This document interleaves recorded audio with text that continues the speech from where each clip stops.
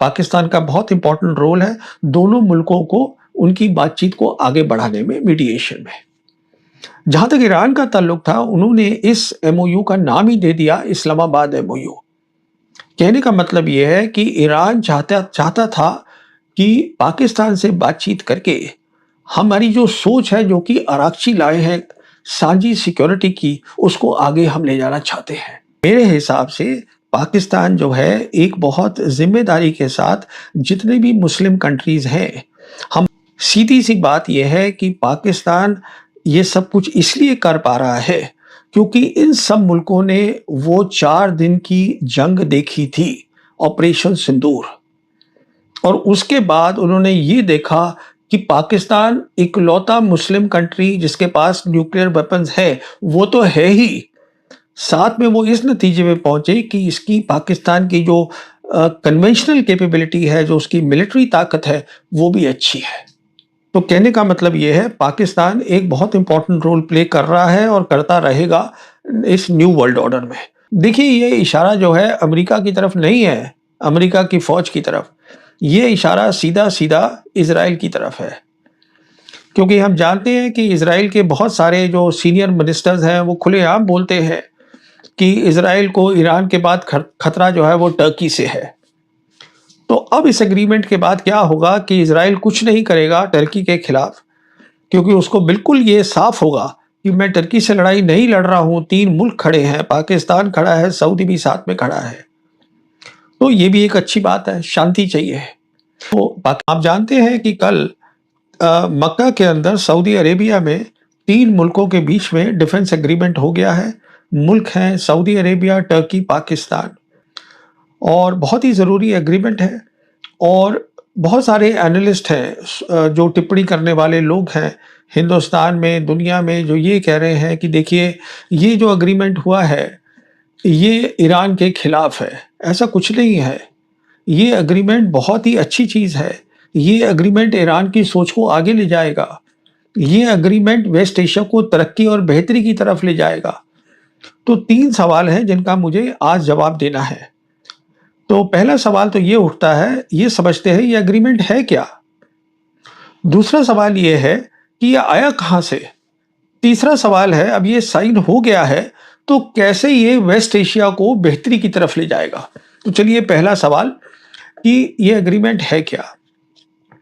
तो कल 7 अगस्त को पाकिस्तान फॉरेन ऑफिस ने एक प्रेस नोट इशू करा है, जारी किया, जिसमें उन्होंने इस एग्रीमेंट के बारे में 4 बातें बोली हैं। पहली बात यह है कि ये एग्रीमेंट जो है सब मुस्लिम नेशंस को, मुल्कों को एक साथ लाता है, जोड़ रहा है। ये एग्रीमेंट तकसीम करने का नहीं है कि ये सुन्नी है, ये शिया है, ये फलाना है, ये ढमकाना है, नहीं। ये सब मुस्लिम कंट्रीज को साथ लाने का है। दूसरी बात ये बताई गई कि ये एग्रीमेंट है कलेक्टिव सिक्योरिटी का। इसका मतलब सबकी सुरक्षा, सांझी सुरक्षा।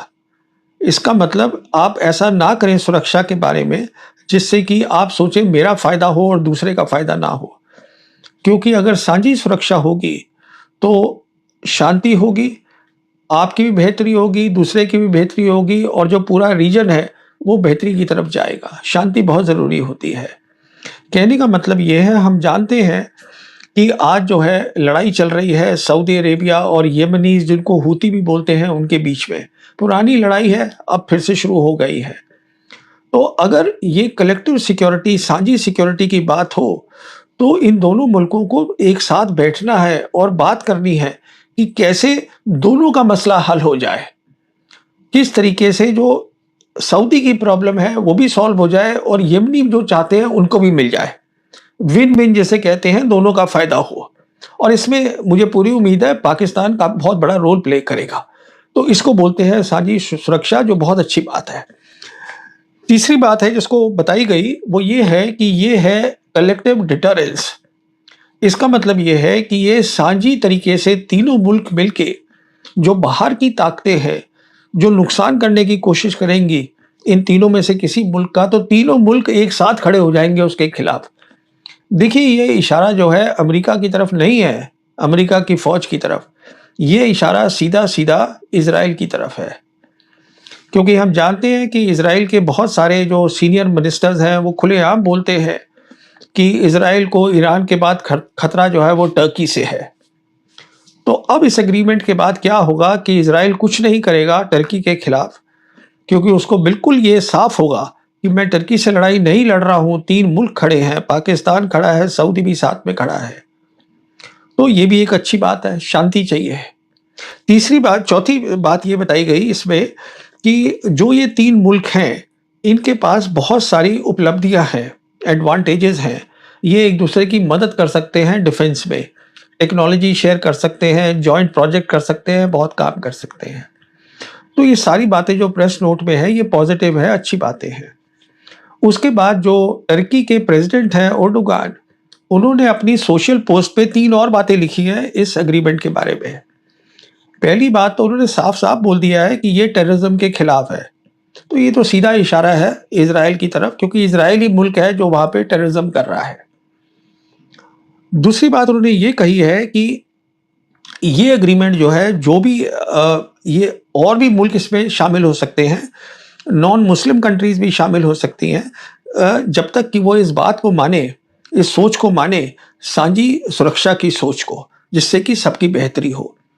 और तीसरी बात उन्होंने ये कही है कि जो भी हम काम करेंगे, जो यूनाइटेड नेशंस हैं, जो उसका लॉ है, इंटरनेशनल लॉ, उसके तहत होगी। तो देखिए, ये एग्रीमेंट बहुत ही पॉजिटिव है। दूसरा सवाल ये है, ये आया कहाँ से, ये सोच कहाँ से आई साझी सिक्योरिटी की? तो उसके लिए याद करिएगा कि ये जो लड़ाई शुरू हुई है वेस्ट एशिया में, ये हुई है 28 फरवरी को, जब हम जानते हैं अमेरिका और इज़राइल धोखे के साथ इन्होंने अटैक किया ईरान के ऊपर। उस दिन ये लड़ाई शुरू हुई। उसके बाद जो अमेरिका की हवाई लड़ाई है, वो 8 अप्रैल तक चली है। उसके बाद बंद करी उन्होंने। और उसके बाद हम ये भी जानते हैं कि 27 अप्रैल को जो ईरान के विदेश मंत्री हैं अब्बास अरागची, वो गए रशिया। वहाँ सेंट पीटर्सबर्ग में उनकी मुलाकात हुई करीबन 1.5 घंटे प्रेसिडेंट पुतिन के साथ। उसके बाद वो वापस आए और 6 मई को वो चीन गए और वहाँ उनकी मुलाकात हुई उनके विदेश मंत्री वांग ही के साथ। तो सवाल ये है, दोनों मुलाकात करके वो वापस क्या लाए? वो वापस लाए वहाँ से सोच, ये सोच कलेक्टिव सिक्योरिटी की, साझी सुरक्षा, बेहतरी के लिए, तरक्की के लिए।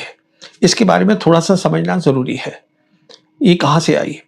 तो देखिए, हुआ ये था कि जो चीन के राष्ट्रपति हैं शी जिनपिंग, ये पावर में आए नवंबर 2012 में, और सबसे पहला जो उनका विदेश दौरा था वो मार्च में रशिया हुआ।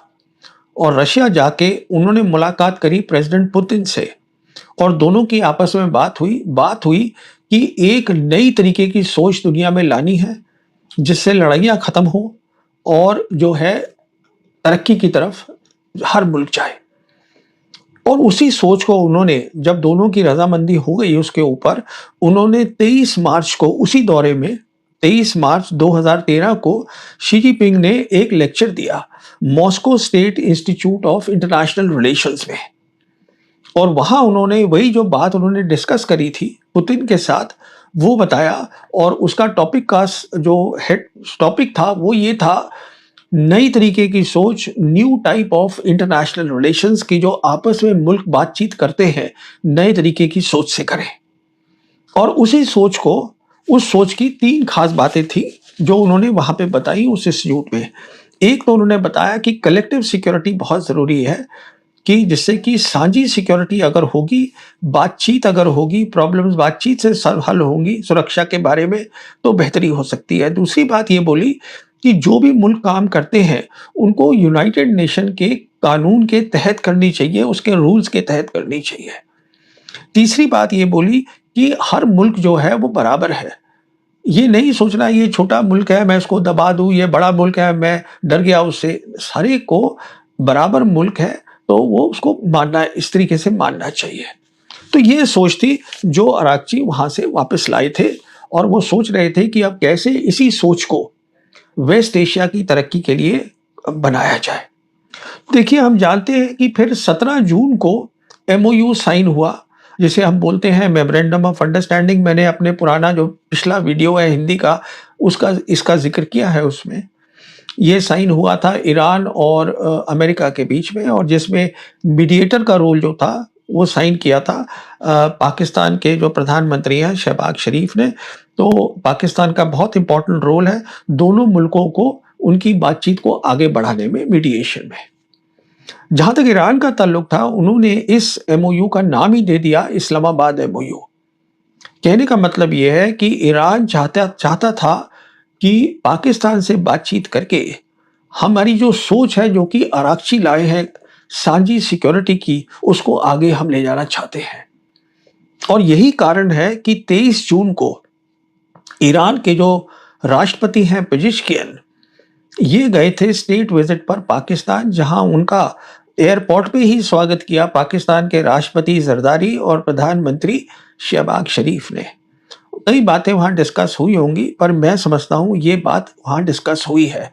और क्यों मैं ये बोल रहा हूं, क्योंकि वहां से वापस आने के बाद जब ईरान को रजामंदी मिल गई पाकिस्तान से कि हाँ, पाकिस्तान इसमें पूरा हिस्सा लेगा, योगदान देगा इस नई सोच को आगे बढ़ाने में वेस्ट एशिया में, तो 29 जून को आराकची ने पब्लिक अनाउंसमेंट करी थी, जिसमें उन्होंने बताया कि नए तरीके की सुरक्षा फ्रेमवर्क तरीका क्या होगा। दो खास बातें उसमें उन्होंने बताई कि एक तो जो बाहर की मिलिट्री ताकत है, वेस्ट एशिया से बाहर की, उन सबको इसमें नहीं लिया जाएगा, वो बाहर रहेंगे। दूसरा उन्होंने ये बताया कि ये जो रीजन के जितने भी मुल्क हैं, वो आपस में बातचीत करके अपनी सुरक्षा तय करेंगे। हर मुल्क बराबर होगा, वो तय करेंगे जिससे कि पूरे रीजन की, वेस्ट एशिया की तरक्की हो।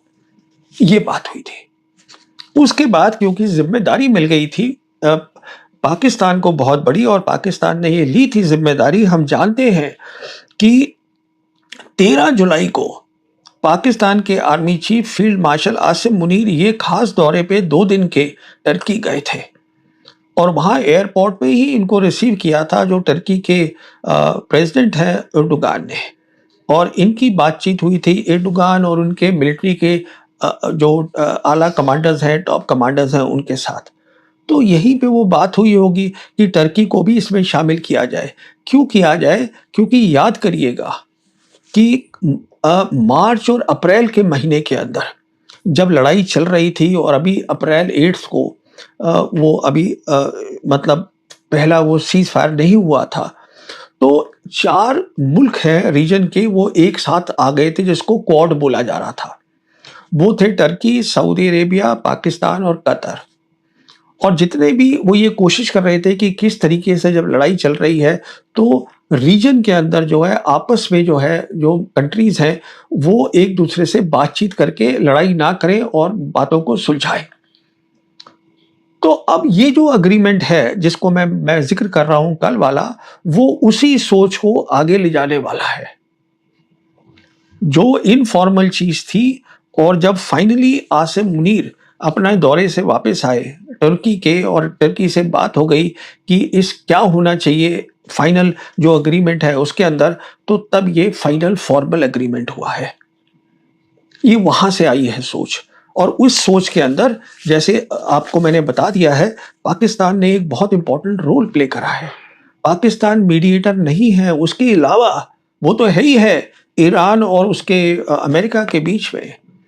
पाकिस्तान जो है वो इस सोच को, कलेक्टिव सिक्योरिटी को, रीजनल फ्रेमवर्क को मुस्लिम रिलेशंस में ले जाने के लिए बहुत काम कर रहा है, और आगे भी करेगा। आप देखिएगा, हम जानते हैं कि पाकिस्तान ने पिछले साल ही 2025 के अंदर सऊदी के साथ डिफेंस एग्रीमेंट किया था। उसके बाद उन्होंने अभी जो है कुवैत के साथ जो डिफेंस एग्रीमेंट उनका 2023 का था, उसको उन्होंने फॉर्मल किया, फॉर्मल साइन हो गया। कतर भी कोशिश कर रहा है उनके साथ डिफेंस एग्रीमेंट का। अब हम जानते हैं कि अब उन्होंने एक डिफेंस एग्रीमेंट करा है अफ्रीकन कॉन्टिनेंट में भी, सोमालिया के साथ। तो देखिए ये बात जो है और आगे जाएगी। मेरे हिसाब से पाकिस्तान जो है एक बहुत जिम्मेदारी के साथ जितने भी मुस्लिम कंट्रीज हैं, हम बात कर रहे हैं जो 57 ओआईसी की कंट्रीज़ हैं, जो कंट्रीज़ हैं मुस्लिम कंट्रीज़ सेंट्रल एशियन रिपब्लिक में, जो साउथ एशिया में हैं, जैसे साउथ एशिया की 3 खास मुस्लिम कंट्रीज़ जो मेजॉरिटी की हैं, वो है पाकिस्तान, मालदीव्स और बांग्लादेश। फिर हम जानते हैं कि अफ्रीका के अंदर जहाँ 54 मुल्क हैं, 20 कंट्रीज़ वहाँ ऐसी हैं जो मुस्लिम मेजॉरिटी हैं। तो पाकिस्तान इस कलेक्टिव सिक्योरिटी को की सोच को लेके जाएगा और उसके तहत मेरी असेसमेंट में वो डिफेंस कोऑपरेशन के एग्रीमेंट इन सब मुल्कों के साथ करेगा। सीधी सी बात यह है कि पाकिस्तान ये सब कुछ इसलिए कर पा रहा है क्योंकि इन सब मुल्कों ने वो 4 दिन की जंग देखी थी, ऑपरेशन सिंदूर।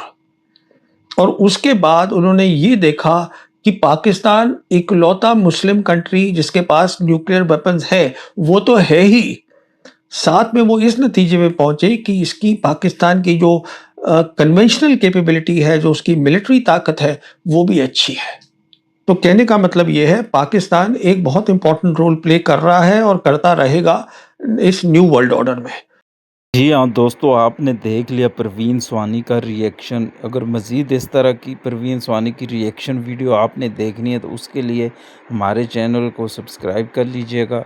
अगर वीडियो पसंद आई हो तो वीडियो को लाइक और दोस्तों के साथ शेयर ज़रूर कर लीजिएगा और कमेंट सेक्शन में अपनी राय का इजहार भी ज़रूर किया करें। पाकिस्तान जिंदाबाद।